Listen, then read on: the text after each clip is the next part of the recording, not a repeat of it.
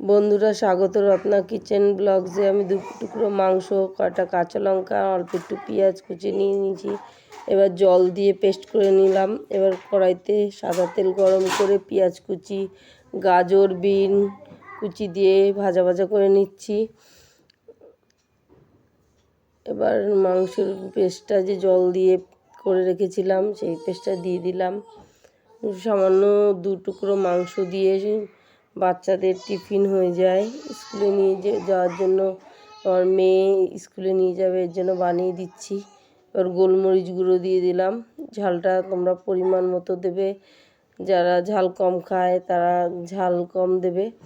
এবার ভাজা ভাজা করে নিয়েছি। এবার ময়দা মেখে নিয়েছি শুধু লবণ দিয়ে। এবার বেলে নিলাম ছোট ছোট রুটির মতো। এবার চারি সাইডে জল লাগিয়ে এটা মুড়িয়ে নিচ্ছি। দেখো, এইভাবে জল লাগিয়ে লাগিয়ে মুড়িয়ে নিচ্ছি।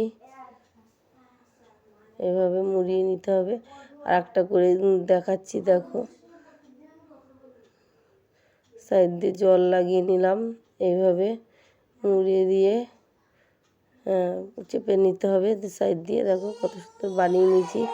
এবার ভেজে নিচ্ছি। আমি একটা ভাজি, 3-4টে একসঙ্গে ভাজা যায়।